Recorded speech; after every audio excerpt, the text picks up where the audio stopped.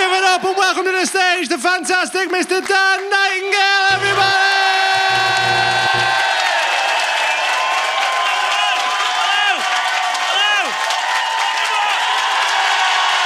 Yes, mate! Ah, Newcastle!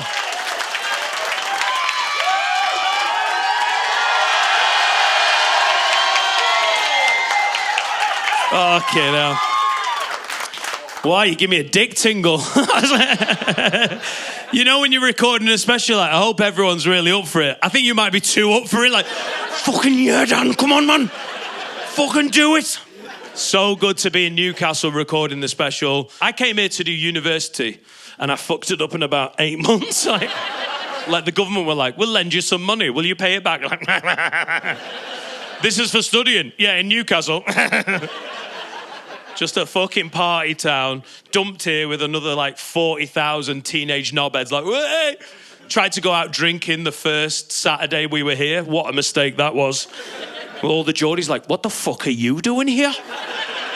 On a Saturday? You're like, I don't know, I've made a mistake. We'll go drinking on a Monday, so sorry. Come on, Jasper, we're not safe. Hide the pashmina.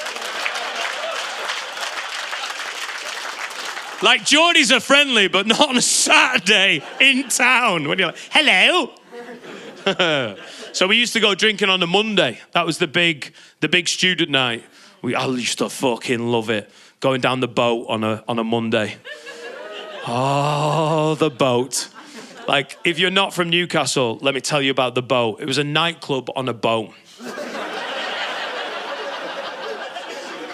Like, as if that's not mental. All the Geordies like, yeah, fucking quality. It's not. It's dangerous, isn't it? As if falling out of a normal nightclub isn't bad enough. In Newcastle, you do it into a major river and drown. Like, yeah, Gary's fucking drowning. You fucking pussy. Well, he's ruined his own birthday.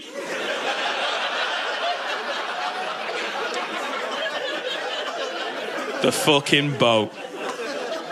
Everyone just called it the boat, didn't they? It was actually called the Tuxedo Princess. But it might as well have been called HMS Finger Blast. Sticky carpets, revolving dance floors. It's so bad, but I loved it. It's the best time. And then after I left Newcastle, I moved down to Manchester. And every time I came back gigging here, we'd go over the Tyne Bridge and I'd look down and be like, yeah, it's a bit of nostalgia in it. Like, oh, there's the boat. It's a shithole, but we loved it. And I did that every time I gigged in Newcastle. And then after about 4 or 5 years, came back here gigging, looked down, and it had just gone.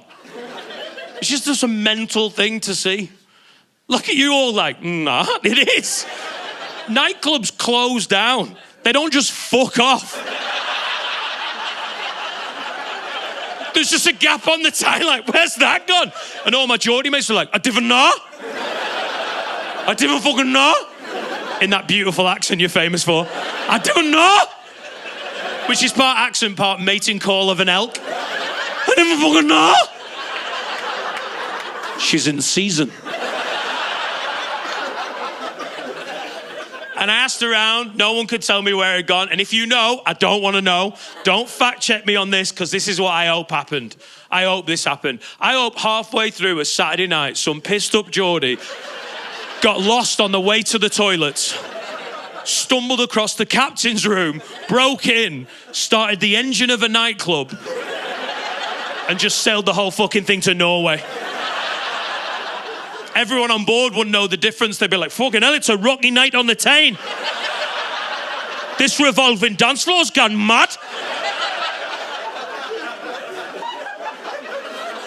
How much would you love to be on the coast of Norway some random Sunday morning at 7 a.m. as a nightclub sails towards the coastline? 2 confused Norwegians like, what is this that's coming into the harbour? I can hear anger and smell sambuca.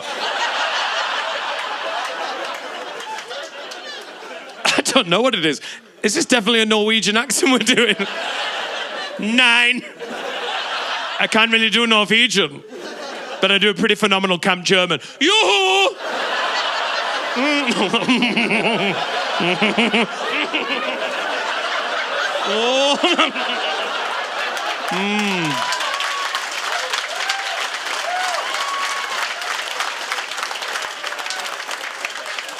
Just to see the Geordies getting off. Where the fuck are we?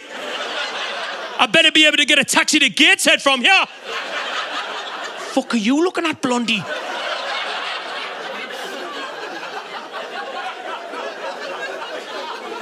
Best 2 years, man. That was the best 2 years. That was the height of my social life. Never realised it at the time, but I do now.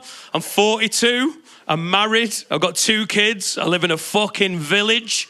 A boring village. And my social life is in the fucking bin. I moved to a village where we didn't know anyone. Just the house that we were buying had a garden. I'm at that age where you're like, we don't need friends, we've got a garden. The garden will be my friend. So tragic. I haven't got a social life, but I've got a pressure washer. So it's absolutely sound. And I've made a neighbour friend. I might look at everyone, all the younger people like, you sad twat. I remember, genuinely, I'm at that age where just someone living nearby is good enough. I remember taking the piss out of my parents because they had neighbour friends. Like, we've known Pam and Graham down the road for 15 years. I was like, you boring cunts. And now I'm 42 and I'm like, Neil, 2 doors down. He's my neighbour friend.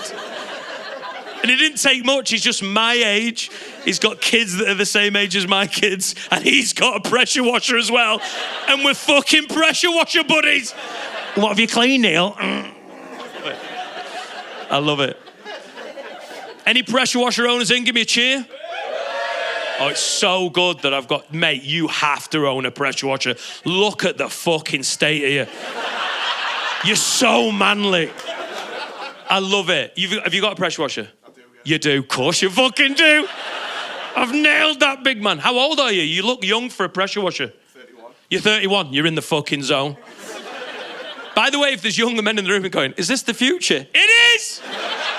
And it's not shit. It's quality. You can't go too young. Don't get inspired by this bit of stand-up and be like, maybe I'll get one. If you're 23, don't get a pressure washer.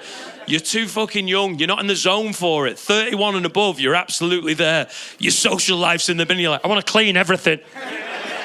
I've got regrets. Never mind. And if you live in a flat, I understand it doesn't make sense that you have one. That would be equally mental. If you watch this and went, I'm getting one. Like, where are you going to clean? The corridor. But it's good though. I think men, it's just something about pressure washing. Like it's phallic, innit? Do you know what I mean? It's all about how you hold it. It's dick-based for me, because I haven't got much of a dick. As a small dick man, like, God hasn't blessed me with much, but Karcher's give me a fucking weapon. That's that. Laura's like, you're not meant to hold it like that. Shut up! I love it. I've cleaned everything as well. I've done everything. Everything outside the property is absolutely spotless. It's suspiciously clean. Like, I've done it 3 or 4 times. I've done the bottom half of a tree. That's when you know you've run out of shit to clean with a pressure washer. I've got a silver birch that's absolutely spotless for about 8 feet. And then I can't reach and it gets dirty up top. Like, it is quality. What have you got, big man? What's your name? Zach. Hi, Zach. You're welcome to the show. Good. What have you got? You've got a Karcher. Oh, fucking give me some of that. I'd hate it if you were like, I got one from the middle aisle of Lidl. I'd be like, fuck off, Zach. Grow up. What Karcher have you got? This, by the way, this show wasn't meant to be all about pressure washers. But it's just, I know there's like people in the room going, is this what it is? Like, no, it's not meant to be this. But let us have this moment of like, yes, let's talk about Karchers. What have you got? I'm going to hold my hands up and say I inherited. I don't actually know. You inherited a pressure washer? What, from your dead nan? The generation after generation. We cannot give you a deposit for a house, Zach, but you can have your fucking great-granddad's Karcher. He's used this for years, but it couldn't clean away their racism.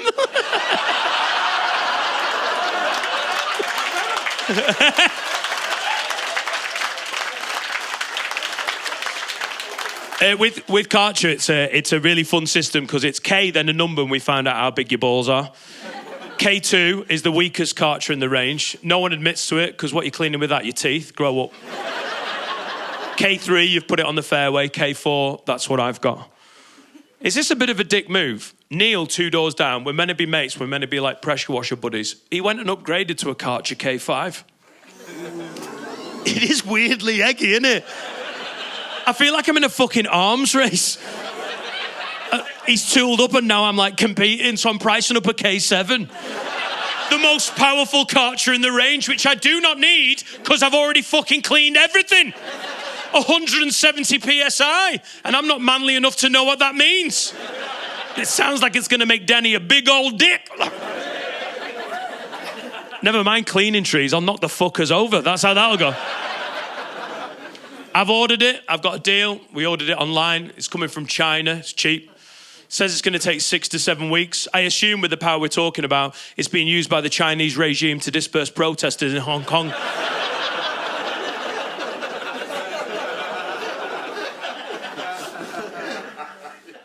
Boring.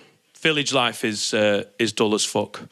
Although, I'd say this, I did have a kick-off at the park recently, which is the most interesting thing that's happened in 4 years of living there, because it's a pretty quiet, dull village, and then all of a sudden I'm getting into it, these teenage lads in the park, and it got nasty as well. Like, I don't usually do aggro, but these fuckers, like, it really was. Big lads as well, on mountain bikes, about 13 years old. But there was 4 of them. And I got into it with them. Like, I don't usually do arguments. It causes me anxiety. Like genuinely, aggro causes me more stress than anything else. I just don't get into it. And I've never had a fight. I'm just not a fighter. I got punched in the head once when I was 16, and it hurt for like 4 days. So I retired from mixed martial arts on the spot. I'm 0-1 and I'm out of the game. I've got a thin skull. It's self-diagnosed, I know, right? I've got a big head and I think my skull's been spread too thin. Like butter on toast. I remember heading leather balls at school and being like, why have I got a headache 2 weeks later? I just can't get punched. It's gonna go badly. My wife Laura, on the other hand, loves a kick-off. She loves a bit of a Barney. Since she's become a mum, it's a very fucking real thing. She used to be placid and chilled out. Now, if there's ever anyone being eggy in public, she's like, oh, fucking have it. You're like, what the? Where's this? In traffic, she's a nightmare. Like, if someone cuts us up, she's like, fucking follow them. I'm like, no. They're in a white transit van. We're in Liverpool city centre. We'll be murdered. She's like, you don't have to do anything. You drive, I'll finish it. You're like... I was like, where's this confidence come from? You don't know how to fight. You've never had a fight. You never even watched fighting. You're not trained for fighting. I've seen her get out of breath changing the sheets on a duvet. But she's a mum. And all of a sudden, look at you nodding. You're like, yeah, she could kill with her hands. Like, mums, and I'm not messing with mum. I know there's mums in the room and like, what are you fucking seeing? I get it. But mum rage is a real thing. Like, as soon as women become mums, they're like, I'll fucking kill anyone. It's the amazing... I asked Laura about it. I was like, where's this from? She was like, you don't understand and you never will.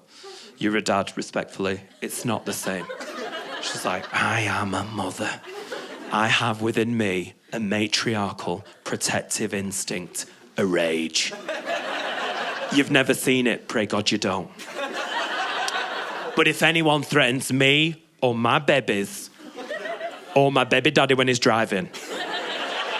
I'll fucking kill him with these. I'm like, it doesn't work like that. By the way, ladies, just because you're a mum doesn't make you double hard all of a sudden. If it did, the UFC heavyweight champion would be Mandy from Wigan, mother of 9. She's back from maternity leave to defend her title. Weighing in at... No one's brave enough to ask. But we've all agreed she's doing really well.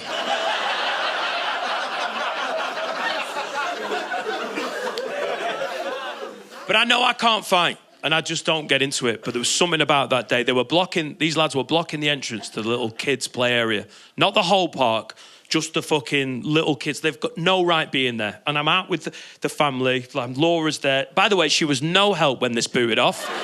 No interest. She just wants to start shit in traffic with Chechen drug dealers. The under-16s not in her catch weight. Apparently it's not enough of a fair fight. She just needs tooled up fucking drug dealers. They've got guns. I've got 2 kids.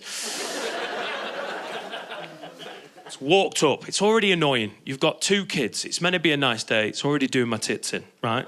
Walked all the way up to the entrance. They're there with the mountain bikes. They're blocking it. I had to literally walk right up to them and be like, lads, do you mind moving? And they did move, but they were like, whatever, fucking dicks like that. And they moved. What? Can I just point out, they weren't special needs.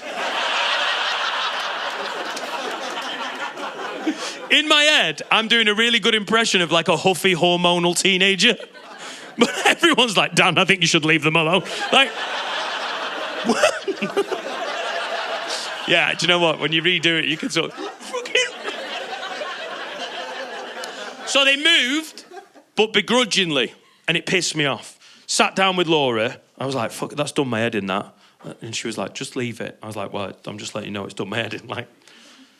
And then about 15 minutes later, an older lady with what I assume was her grandkid in a pram walked right up to them. They saw her. They didn't move. I think she felt too intimidated to ask them to move. She had to go all the way round, through a puddle to the other entrance. I was like, Laura, it's done my head in that. I'm going to deal with it. She was like, right, well, try your best.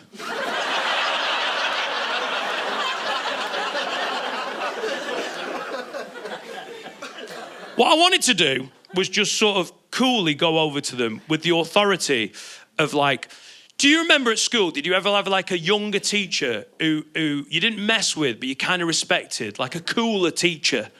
And you didn't fuck with them. Sometimes they swore a little bit and you were like, oh my God, sir's a badass. Do you remember that? I wanted to go over like that teacher and just be like, hey guys, come on, move away.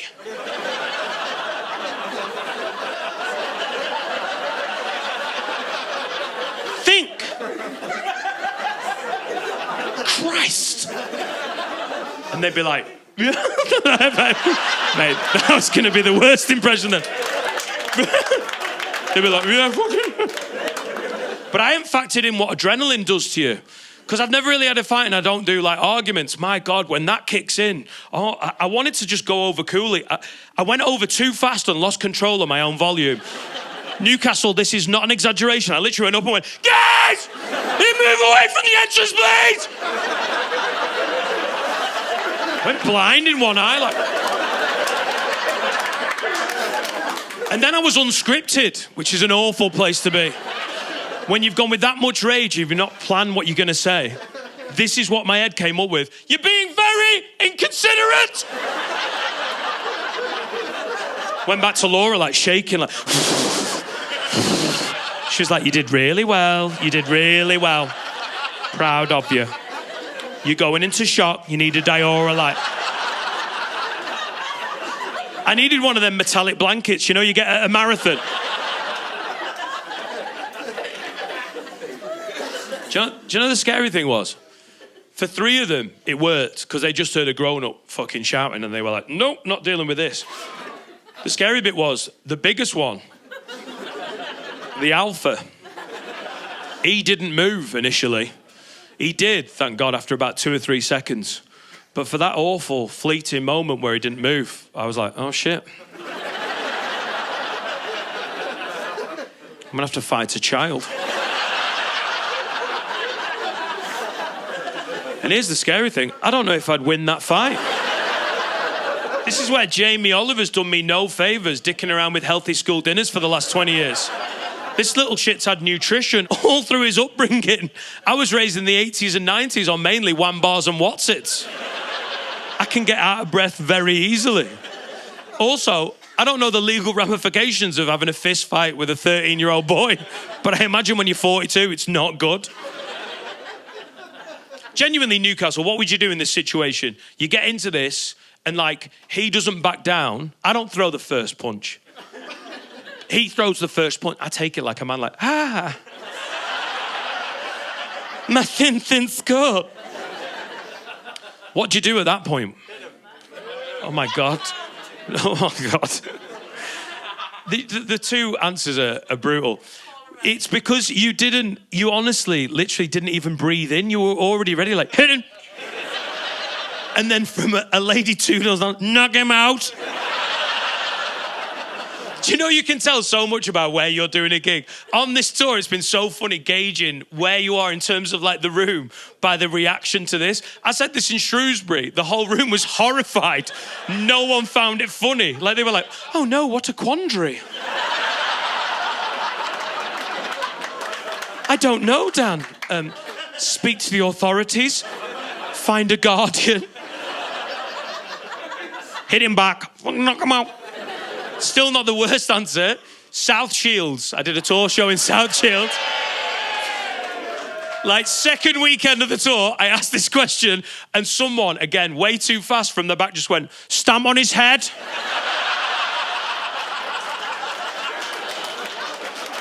And what was amazing was the rest of the room were like, fucking hell, that's a bit much, mate. The whole room was like, yeah, teach him a lesson, yeah.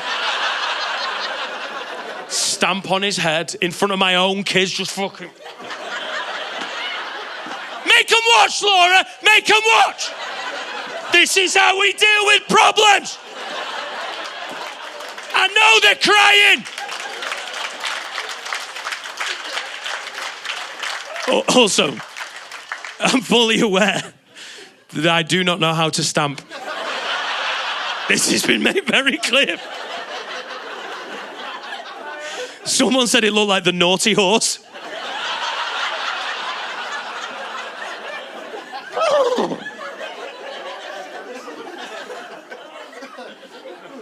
A mate of mine watched the show and he was like, you got to be careful fighting teenage lads because they're from round there. They've grown up there. They go to school there. It's not just you they're fighting. If it properly kicks off, they just have to do one Snapchat and the whole posse turns up. They've got backup, haven't they? Who have I got for backup? Who am I ringing? Neil. Bring the K5. It's about to go down. I'll do the naughty horse. You clean up the evidence.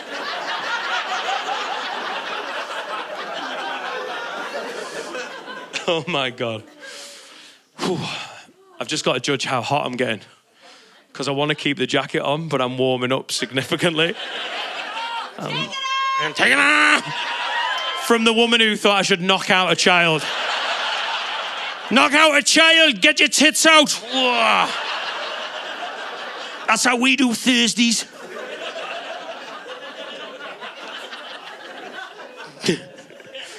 I think this is climate change. Yeah, I've sweat through so many tops on this tour and I'm blaming climate change. I mean, I also have tits, so that might be the problem. I'm getting into climate change, although what I would say is the people trying to scare us about climate change aren't doing a good enough job. I keep seeing videos of climate change experts talking about it, and it just doesn't seem like enough. Like someone sent me a video of this lady talking about it, very intelligent, passionate. To her, it's cataclysmic, I get it. But she was like, you know, global temperatures are going to rise by 0.2 degrees Celsius every 10 years. So that means, on average, global temperatures are going to be 1 degree Celsius higher in 50 years. You feel like going, dickhead. I live in the north of England. It doesn't sound that bad. I take a degree. I take 3 degrees. If you want a reaction online now, you have to be so much more freaking bombastic than that, don't you? So much more dramatic. It would be so much better if climate change experts were just doing videos going, it's going to be fucking roasting. Get ready. It'll be unbearable. Scorching. Your driveway will melt. Your lawn will burn. Your pets will explode. Your balls will constantly be stuck to the inside of your leg. And the female equivalent, which I haven't researched, but I imagine is one flap stuck on the inside of each leg. And that will be late October. People will say, are you coming to a Halloween party? You'll be like, are you mad? In this heat, in a costume, with my sweaty flaps. What am I going as? Thrush. And listen, I get that that's a big issue, but I've got my own shit going on. I've recently found out I'm dairy intolerant, which I know is not a big picture issue, but I honestly think the flood victims of Pakistan would sympathise. If they found out, they'd be like, oh my God, really? He can't have cheese.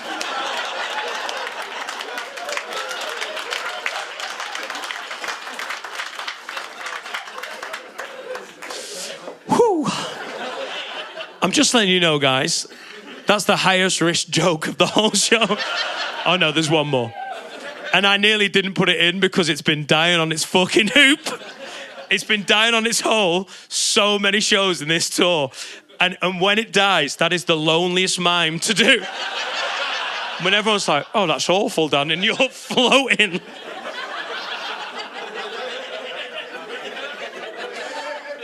Dairy intolerant, man, what's going on there? If I have anything with like milk in it or like milk-based products, my skin goes fucking awful and blotchy and horrible. Like, oh, what's happening? There, I don't get it. My skin used to be amazing, genuinely. In my 20s, my skin was phenomenal, unbelievable. What a complexion, flawless. And at the time, I was doing ketamine. Quite a lot of ketamine. And now I'm 42 and I'm allergic to fucking Lurpak.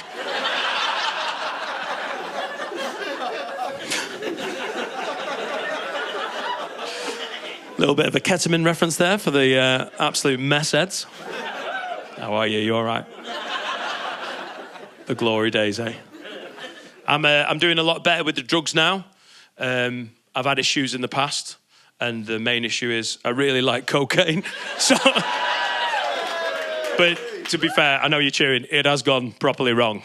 So I did have to see a therapist for a while. So as much as we're cheering, it did go. A couple of years ago, coming out of that second lockdown, I went a bit weird and started doing cocaine on my own in a garden office. So, you know, like that's when you need to seek help and make a change in it, when you're doing beak on your Todd in a shed. And if you're worried, but if you're worried, I wasn't just doing cocaine in the garden. It was specifically just in the garden office. I wasn't like having a big fat line and doing chores. That'd be so irresponsible. No one needs the confidence of cocaine and the power of a Karcher K4. That's... Woo! Laura like, where are you going? To do the village!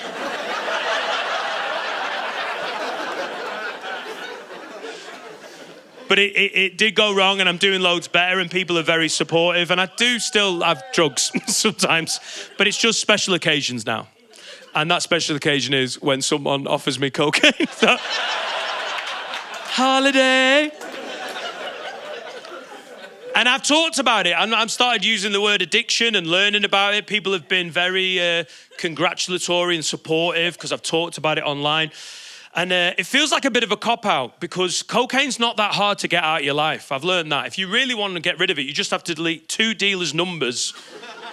Delete 2 dealers' numbers and ignore a few knobheads, and it sort of goes away. Like, my heart goes out to anyone that's battling alcohol addiction because that shit's everywhere, and it's available everywhere, and it's intertwined with British culture. Like, I'll say this about cocaine. Yeah, it's Moorish, but it's never been pushed on me at a family Christmas. I've never got back home at Christmas, everyone's like, what do you mean you're not doing drugs? It's Christmas, it's tradition. Oh, you're ruining it. Come on, have a line with your nana. Come on.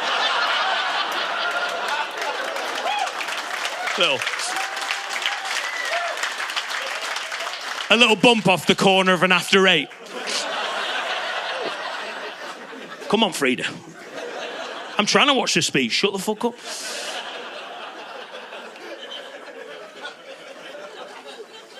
It's a healthy amount of wreckheads in this room. Do you know what I've learned about addiction is you can get on top of it, and I am, genuinely, but it doesn't go away. I thought you'd just deal with it and it'd be gone, but it's not. It's there, and it's like there. You can hear the little cocaine squirrel deep down, like... And it's weird what sets it off. Like, weird shit sets it off. Like, Laura's doing Slimming World at the moment. She's been doing it for a while. She's doing really well. Dead proud of her. Part of Slimming World is portion control. You've got to weigh out your food. So, she had the weighing scales on the kitchen counter, and she was weighing out tortilla chips. And if you've done any dieting, you know it's never as much food as you want it to be. So she's looking down at these tortilla chips, all dejected. She was like, look at that shit, innit? She was like, 30 grams of tortillas, not a lot of tortilla. And I was like, no. But it'd be so much cocaine, my God. Even for me, that's a lot of cocaine. I was like, babe, and if you do all of that cocaine, you're definitely getting a certificate at Slimming World. Nailed on Slimmer of the Week. When you turn up for your weigh-in, like Conor McGregor when he was trying to cut that weight, like, ah! With the group leader, like, wow, Laura, you've done really well. You've lost 12 pounds. Yeah. And about 1,400 quid. And 3 teeth. Tell the group how you did it. The longest acceptance speech of a Slimmer of the Week in Slimming World history. Yeah, I do. I've got some ideas I want to tell people about. Put some tunes on. Where are we going after? Trying to get an after party going for a Slimming World, mate.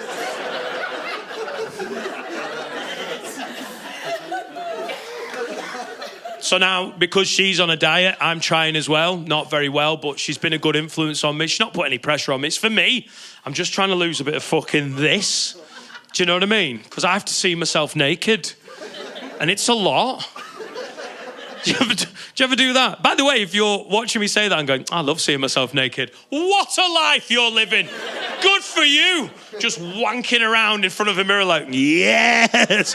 But for the rest of us normal humans, do you ever do that? When you're just in the nude, you've just got out of the shower, you're just in your bedroom, and then you accidentally catch yourself in a full-length mirror and go, for fuck's sake. Just trying to have a normal morning. Have you ever done this? Have you ever accidentally caught yourself, sat down naked, and then looked in a full-length mirror and just go, oh, God.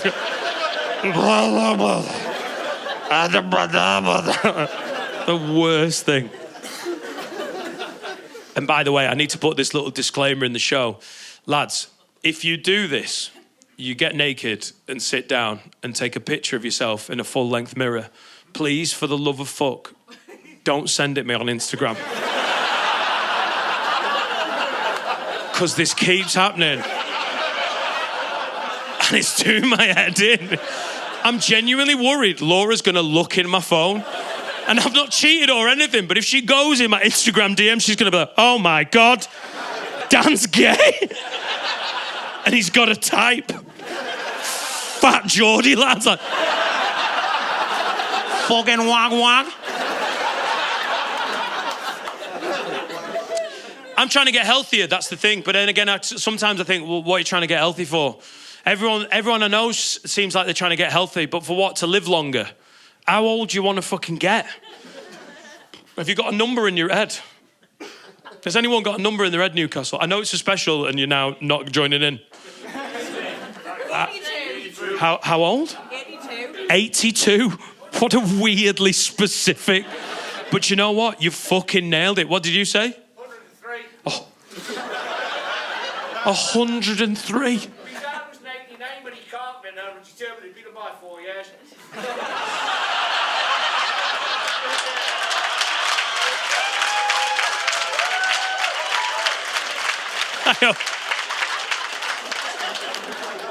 I really hope the microphones pick that up. What a brilliant reason to want to live ages. My dad was 99, but fuck him. I'm going to get 103. Why 4 years? Who tries to win by 4 years? You've made it to 100. Fuck that. I want a bit of distance between us. You never know, the cut might come back.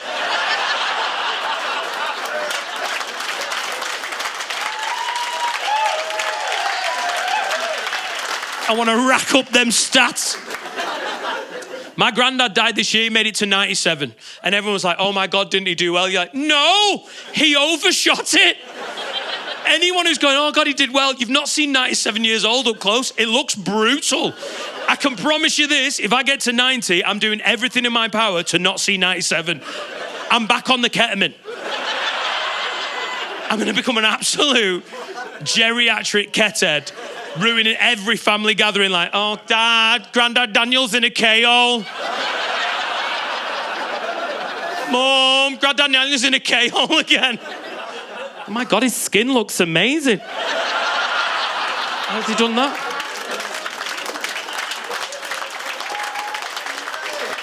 He died this year. He died this year. No, he lived a good life. 97.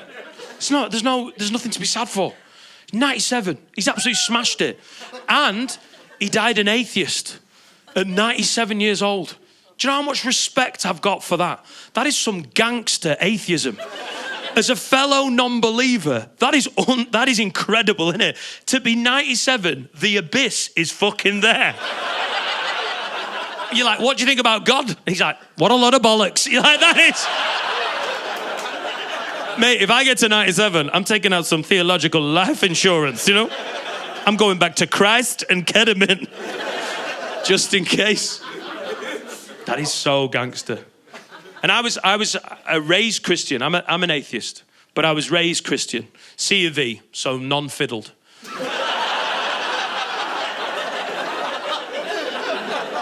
Oh, it's contentious, that one. If you don't like that joke, check the stats. It's an absolute landslide and your team's winning. Properly into it as well. I went to a really stodgy C of E all-boys grammar school. I was in the choir for a worrying amount of time. I touched a girl's tit and I was still in the choir. I was in the choir for a weird amount of time, and like people go, oh, do you remember it? And do you remember the hymns you used to sing? I'm like, no, I've blocked them out. It was a really boring school, and they were such stodgy, old-fashioned hymns. I've genuinely can't remember any of them. And then I get jealous when I talk to Adam and Carl about their happy, clappy Scouse schools. On the podcast, when they talk about like singing hymns at their school, I'm like, what fucking school did you go to? They sound like absolute bangers. When I'm like, lad, you don't remember this one? We sang it all the time. Hallelujah, hallelujah, we love fucking Jesus. Da, da, da, da. Lad, you didn't sing that one. Every fucking Sunday. Da, da, da, da, da, Jesus. Da, da, da, da, da, Jesus. Like, which I know isn't actually one of the hymns they sang, but genuinely they sound a bit like that. If you are a person of faith and you've got a congregation, take that back to your church and watch Sunday mornings pop the fuck off. Da, da, da, da, da, Jesus. And if you're a person of faith and you feel attacked by this, I don't mean that to be the case. I'm genuinely jealous of anyone who is a Christian, because it looks so much better, doesn't it? Christians are smart, man. So long term, it's going to work out so much better for them. Dying a Christian is so much better than dying an atheist. Dying an atheist is going to be shit. Like right now, you feel smart, but eventually you're going to be like, oh, this isn't going to be good. You're 97 years old, you're on your deathbed, the ketamine's worn off. You're like, all right, see you now, beds.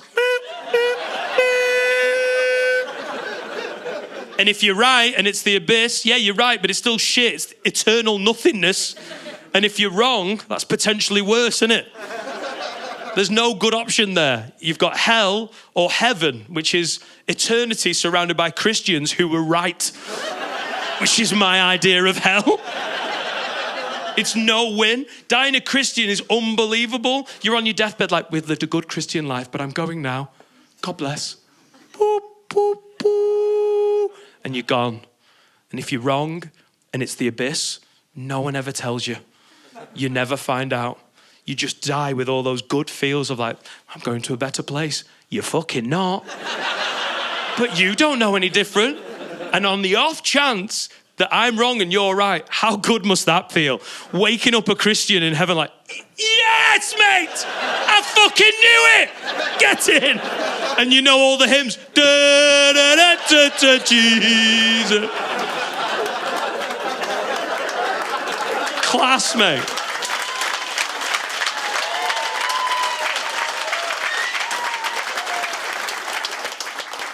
Oh, God. Yeah.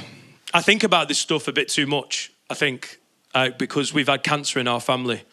which is difficult, innit? Obviously, my mum died of cancer when I was 16. My father-in-law died of cancer a couple of years ago, and that's so brutal as well because we've got young children, and sometimes you look down at them and think, God, cancer has robbed us of so much free childcare.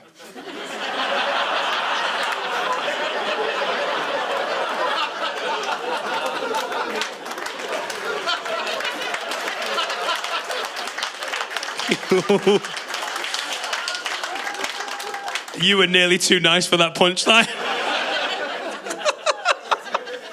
Oh my God, that was a nervy moment. That was almost more nervous than the floating flood victim. Fucking hell, Dan, that's cancer. Because childcare is hard work, innit? I've got 2 kids, you've got to look after them on your own, which I didn't really understand when we got into this.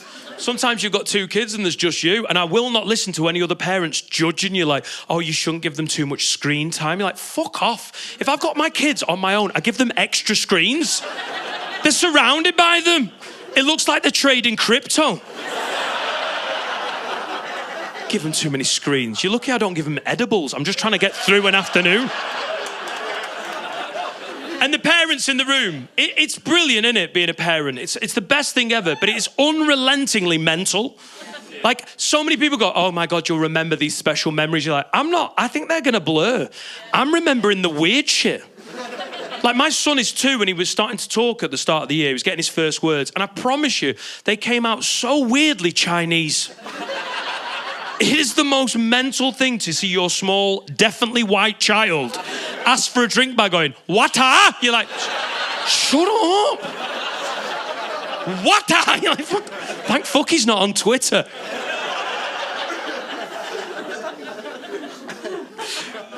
Mate, if that was too much for you, this next bit's going to be way too much. That's not the worst of it. This is the worst of it. Etta's been learning to read and write. She's been doing it for a while. And when kids that age are writing out words, they say the letter dead loud, like, ah, ta, ta, ah. She does her name, and everyone's like, oh, you did really well. She's like, yeah, I fucking did, yeah. But then obviously she's been getting older, so it's been getting a bit more advanced. So she tried her surname in front of us, and we thought, oh, it's going to be a lovely moment. It fucking wasn't. And this can only ever happen to someone with my surname, Nightingale. But I will take this memory to my grave. She went, ne, eh.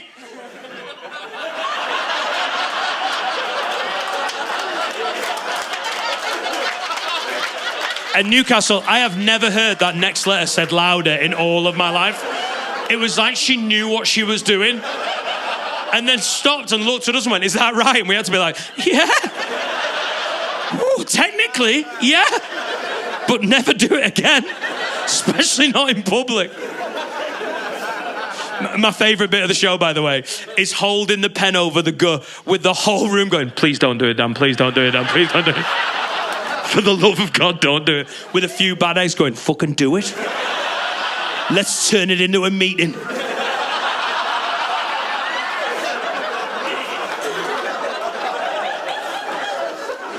Since then, she's got to that age where if she hears me swear in front of her accidentally, she's like, oh, Daddy, I heard you say a naughty word. I have to hold back from going, mate, wind your neck in, because I've heard you say the worst fucking word. How about that? She's also now old enough that if she sees us kissing in front of her, she's freaked out by it, which never used to be the case. Not that me and Laura like heavy petting in front of her. But I appreciate my wife. She's beautiful. I give her a kiss. Do you know what I mean? That's a good thing, innit? She's given me a great life and 2 beautiful, bigoted children. And so I show her a bit of affection. And then all of a sudden, Etta was like, oh, Mum, Dad, gross. And then you sort of defend your love in a really goony parent way. Like, hey, there's nothing wrong with it. We're very in love. But then afterwards we were laughing like, yeah, but it is the right response to seeing your mum and dad kissing, innit? Like if we were kissing and she did the opposite, that would be so much worse. If me and Laura were kissing and Etta was like, fucking yeah. Go on, Dad. Leather it.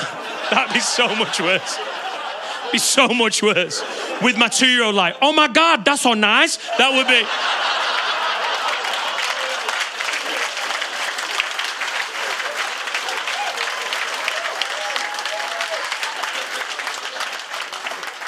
That'd be a lot worse. It's nice being with someone who you're in love with. I know that's not the best setup for comedy, but I love her. She's great. We're similar on the... I think, honestly, that's what makes a good couple, is that you're just similar on the important stuff. I know we're not exactly the same, but if you're looking for love, don't listen to cliches like opposites attract. It's such a load of shit. I think if you're going to work long-term as a couple, you can't have opposites attract on key things, like intelligence. Opposites attract. Can't work with intelligence. When have you ever met a couple where she's like a borderline genius and he's a full-blown spanner? I'm not having it. She's got like a master's and a PhD and he's like, is it a dinner party? I get bored. Can I get some crayons? My wife has a perda. And I've drawn a fire engine. Attractiveness as well. I think couples work really well when they're similarly... That's not going in the special. Similarly. I think couples work so much better where they're at the same sort of...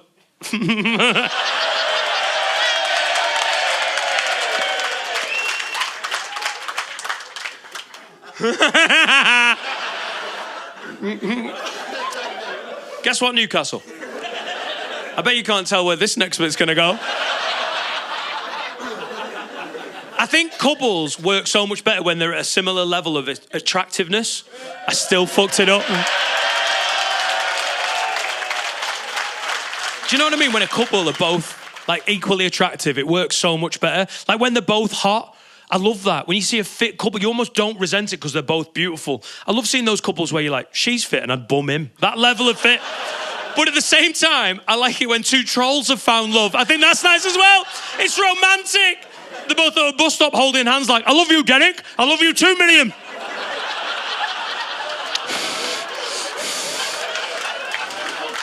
We met through our love of pebbles. It's nice.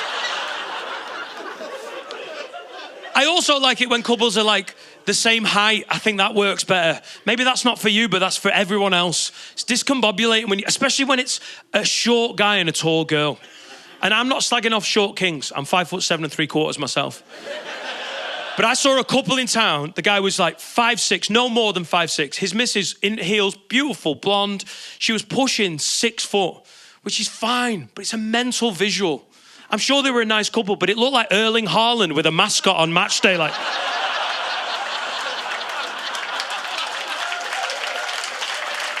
are you excited about the game? I am Erling. Is this definitely a Norwegian accent we're doing? 9.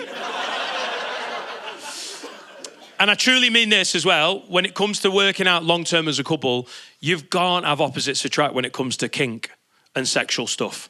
That isn't going to last. What long-term couple, they've been together ages, do you know where one of them's dead vanilla and the other's a fucking dirtbag? One of them's like, I just like eye contacts and cuddles during sex. And the other one's like, nah, fuck that, spit on it. I'm not... Spoon me, trombone me. I'm not having it. If you've ever slept with someone too dirty for you, you know exactly what I mean. You're like, oh, this shit's going to be exciting, and that gets out of hand quick. You're like, 10 minutes later, you're like, when can I be the man?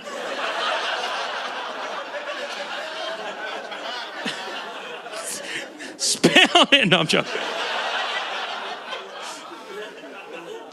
Have you ever done that with someone that's just like, and you try and keep up and you're like, I'm out of my depth. Because I'm an absolute dirtbag in my mind, but in reality, I can't not laugh. I think this is what like differentiates really kinky people from just the rest of us. Because like we're all like, yeah, that's exciting. But then in reality, you're like, what are we doing? Like, have you seen those full leather puppy play sex BDSM masks? We've been sent one at the pod. We got sent a full leather dog play mask. Who can put that on their partner? And he's wearing nothing else apart from a butt plug with a tail on it. He's fully naked, dog mask, and he's like, I've been a naughty puppy. How do you not just go, for fuck's sake, Jeff? What have we become? In those situations, I can't do it. I was seeing this girl, this is before I met Laura. It was the most sexually charged relationship I've ever been in. It only lasted 2 months. We didn't fall out or anything. I just couldn't keep up. Very sexually confident lady. She was great, but I just wasn't in her league. And I tried to be. Like, we went on a day date. This is towards the end when she'd had enough of me. It was a beautiful day, and she was like, oh, we should go drinking in town. We should go to beer gardens and stuff. And like a dickhead, I was like, nice one, we're on the sesh.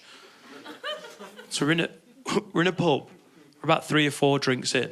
And just, like, she didn't even whisper it. People were within earshot.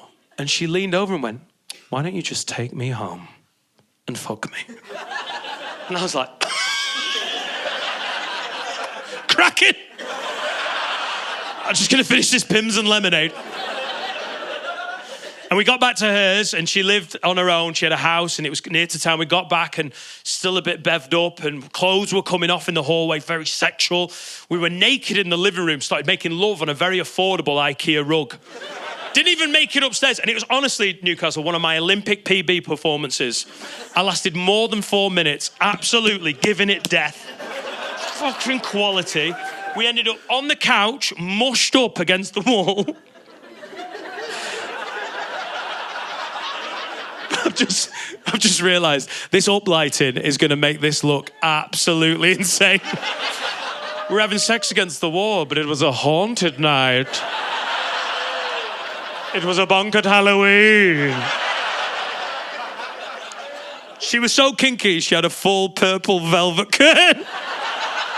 And uplighting like, how's me flaps?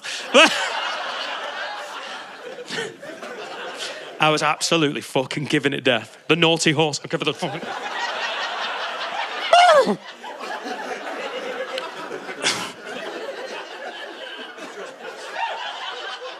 Mate, I know this looks mental on camera.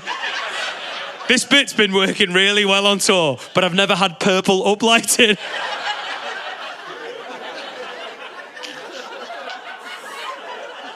This fucking curtain stinks as well. It's new. I know how much it cost. Oh, that can't be good for you.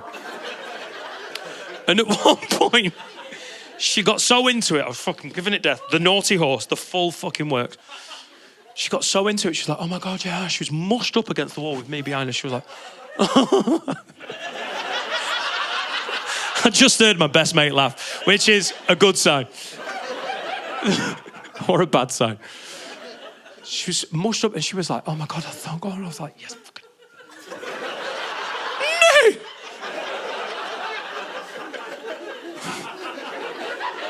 What am I doing with my life? I spent thousands of pounds on a special. This tour.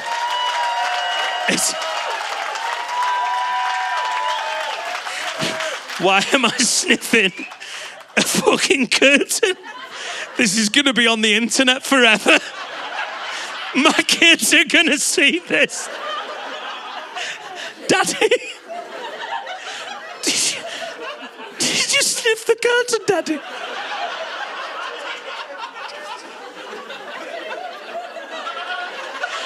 Also, why is me not looking at you the best bit of the gig so far?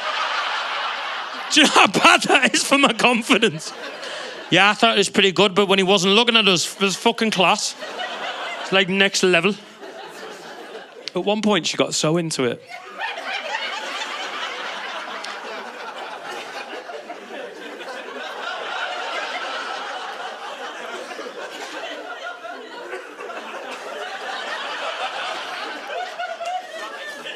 She licked the wall. One of the most amazing things I've ever seen. So into it, she just went, And I think most lads have been like, yeah, I fucking got you there. Lick the wall. If you were proper into it, you'd be like, yeah, lick the wall, that's right. I made you lick that fucking wall. To the window. To the wall. Don't lick the window. because I'm such a knobhead, I went, mate, I had to stop. I went, time out. Did you just lick the window? Her response was amazing. She went, oh, it's my wall.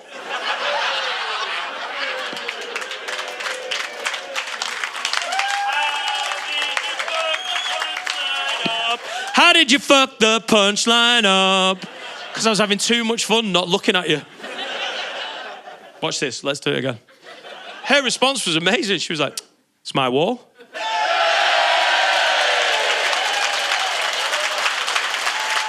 Great. And now we can't use that, you sarcastic bunch of pricks.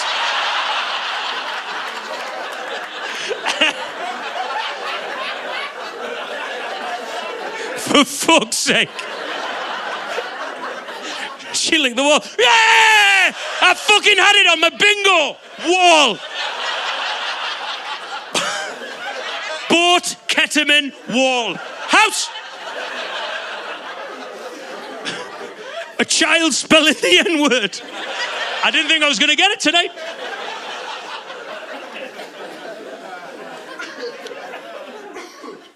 Do you know what's annoying about this show? The jokes that I've practiced loads of words to a certain extent, but all the mad shit has been well bare. And I think this special is going to look insane when it goes out. It's going to look mad.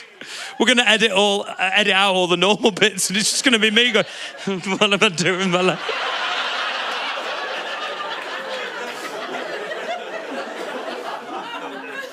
Guess how much this curtain was? 200 quid. You're wrong, brother. 1,200. Well, you've ruined that game by being weirdly right. 200, 1,200. Never go to a fucking auction. That's not how it works. 200, 1,200. Well, we're all going home early. And you're in debt. It's always felt really normal with me, the sexual stuff with me and Laura. It feels when you're in a long-term relationship, it just feels like you're on a similar. It's nice that it's nice. Apart from the one time we had sex when Laura was heavily pregnant, that didn't feel normal. That felt truly frightening. And I understand there's mums in the room going, "What are you saying?" It wasn't that she was pregnant. She was still beautiful. She always will be. And I get that pregnancy is a lot. You sacrifice so much hormonally, mentally, physically. It wasn't that. It was that it was a third trimester bonk. The business trimester. It wasn't one of them second trimester bonks where everyone's glowing. It was a third trimester bonk where everyone's large, uncomfortable, horny, and angry. And it's my fault. She came in and she was like, I want to have sex. And I sort of consented, but it was more of a like, okay. It was the most intense. We only ever had one pregnancy bonk, and this was it. It was so intense the whole time. Only one position possible, because she just got to that level of pregnancy. So it was her on top, fuming, me lying there, scared. She held the worst eye contact anyone's ever held during sex. She was like, you did this to me. And the worst bit for me was psychologically when I was lying there underneath her and she's looming over me, sweating loads, breathing heavily with a massive tummy. I was like, oh God. This is what it's like to fuck me, innit?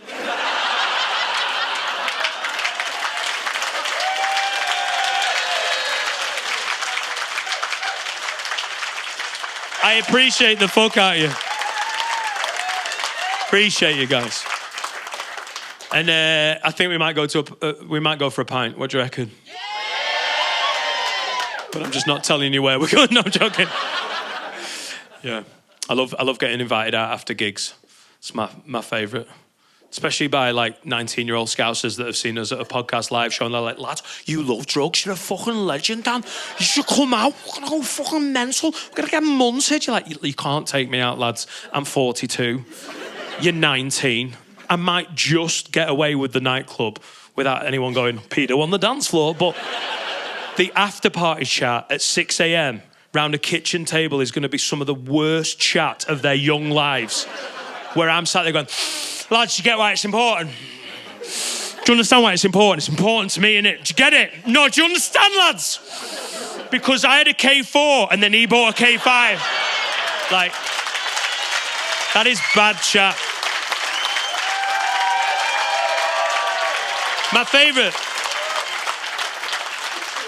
My favourite is when I get invited out by the staff at comedy clubs where it's not just a random one, I'm going to come back, so I want to seem cool. I remember getting invited out after a comedy night and all the staff, again, they're all 19, they're dead cool. And they were like, oh, Dan, we're going clubbing. You should come. And I was like, oh, yeah. Cool. I didn't want to be like, I've got to go to Screwfix tomorrow. I was like, oh, yeah, maybe next time. And they were like, yeah, cool. And I was like, yeah, cool.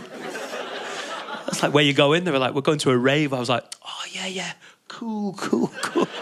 They were like, yeah, cool. And then because they were still stood there, I was like, oh, what you getting? And they were like, oh, yeah, we're getting pills. I was like, oh, yeah, cool. And they were like, yeah, cool. And then because I'd run out of things to say, just out of interest, I was like, how much is a pill these days?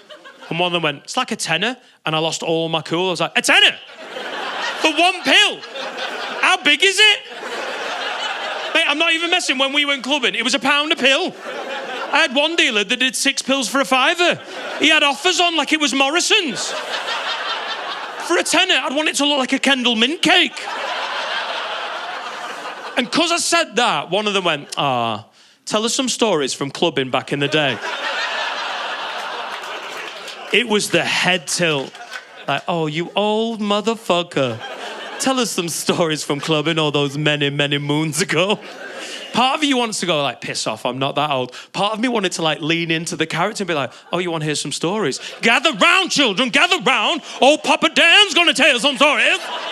You want to hear stories about clubbing in the long time ago, in the way, way back. Old Papa Dan's going to tell you some stories. Gather round, children, gather round. When old Papa Dan used to go clubbing, didn't have no EDM, no electric dance music, didn't have electric, hadn't been invented. When we went clubbing, had 2 pieces of wood and banged them together. That was our clubbing, long time ago, in the way, way back. By the way, if you're not laughing, get on board with this. This is a 12-minute bit. When old Papa Dan used to go clubbing, couldn't get an Uber home after... Uber hadn't been invented. When we wanted to get home after clubbing, had to steal a horse and ride the fucker home. Different time. Long time ago. In the way, way back. When old... I'm still doing it. When old Papa Dan used to go clubbing, didn't have no COVID-19, hadn't been invented yet. When we went clubbing, had something called the Black Death, which was a lot less racist than it sounds. I wish I did the whole show like this. It'd be so much better. Old Papa Dan had a daughter. She spelled out her name. I joined in. It was a different time. Old Papa... Gather round now, children. Old Papa Dan used to go clubbing. I'm hurting my armpit. Old Papa Dan...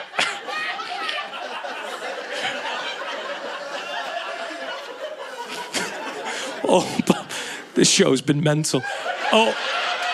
Old Papa Dan used to go clubbing and take a peel, pound a peel. Where the fuck are you going? You going for a piss, boy? Be joining the old Papa Dan, bitch. Run, Forrest, go. I'll fucking follow you. We'll go for a piss together. When old Papa Dan used to go clubbing, we didn't piss indoors. It was a different time.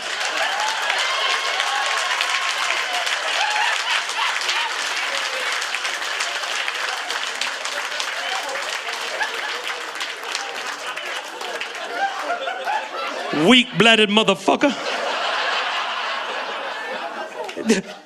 Did you just offer to help old Papa Dan onto the stage?